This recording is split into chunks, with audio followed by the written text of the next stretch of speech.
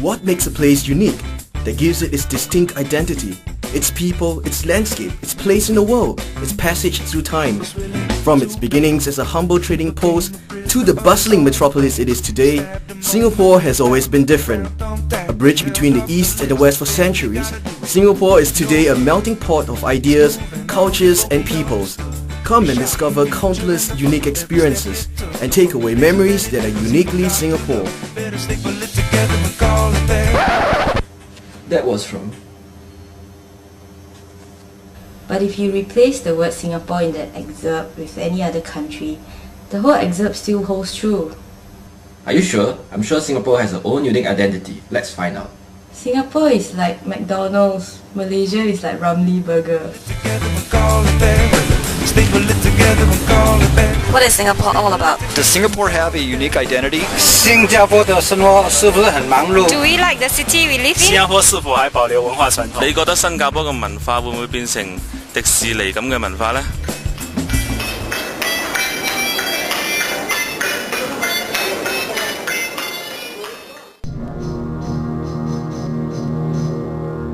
Singapore, being a city-state, although just a tiny island on the world map, is strategically positioned in the heart of Southeast Asia. In the 40 years since Singapore's independence from Malaysia, living standards are almost at par with developed countries. Singapore did not have the luxury of time and space to grow. The only resource Singapore had was human resource. Hence, the need to upgrade this resource quickly and efficiently necessitated a strong central planning body. We chose to build this nation from the point of independence. Tabula rasa, of course, the term uses clean sweep, means you clean up everything and restart, reconstruction again.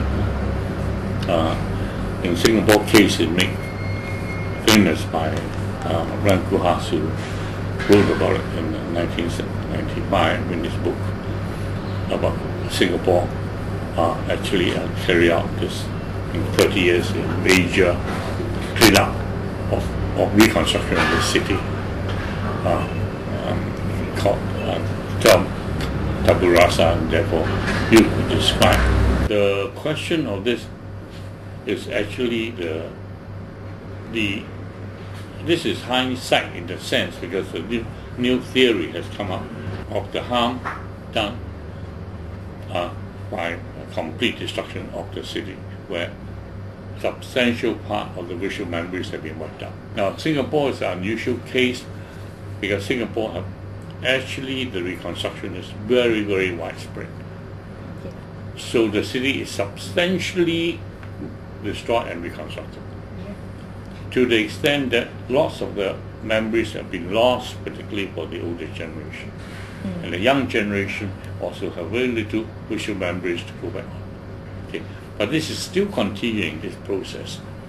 Like the destruction of the Red House in Katong recently, the destruction of the National Library, the demolition of Changi Prison, etc., at the cemetery.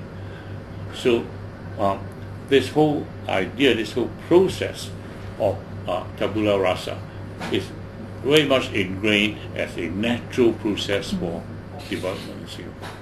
Singapore has a very long history. Goes back to 2,000 years ago. Even if you look into the name of Singhapura itself, Singapore is always given by the Tamil, even from the 9th century. And the Arab already called this place Bukit Timah or Bedumah, even earlier. So it's become a, if we are looking into that fact that we have a very long history, then of course we would be able to find a lot of interesting things. But it depends on how we want to look at it or we don't want to look at it. Look beyond 1819, because the history of Singapore is not started from 1819 by Thomas Stamford Raffles. Okay. But even since 2,000 years ago, there are a lot of people helped to found Singapore, to establish a very important port city at the tip of Malay Peninsula. For developing countries, there is a certain romantic quality about the tuk-tuk in Cambodia and Thailand. However, Singapore, being dependent on efficient allocation and movement of resources, has a need to constantly upgrade its transportation network in anticipation of the future volume of people needing to move from one place to another.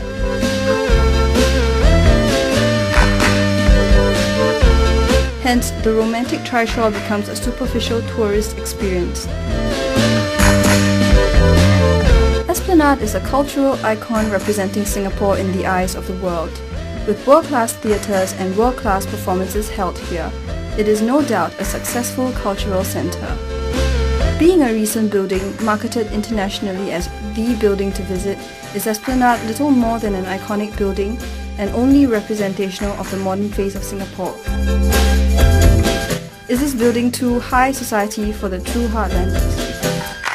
I think it's just as one building, it's probably not enough. Not enough. Yeah, it's just, it's too solitary, it's too isolated, it's just, there's not enough to it. Not enough. There's not enough by just using, just the Esplanade as a feature for Singapore's identity. I think we're trying too hard, which is bad. Yeah, we're trying to move towards culturally, artistically. It's good, but on the other hand, it's bad because with such a, I think the building is hideous, and I think it makes it look like we're trying way too hard. Marina Square or whatever place, I seldom go because all the time and all the while I'm here. You see, in Clementi. So night I go home and sleep. I know there are some special other places, but I never go. 觉得那边呢，可能是高尚的人才可以到。可是普通人也能进去。是的，假如是免费的，就普通人啊。假如你要欣赏一场艺术或是古典音乐，我们花得起吗？花得起吗？我问你。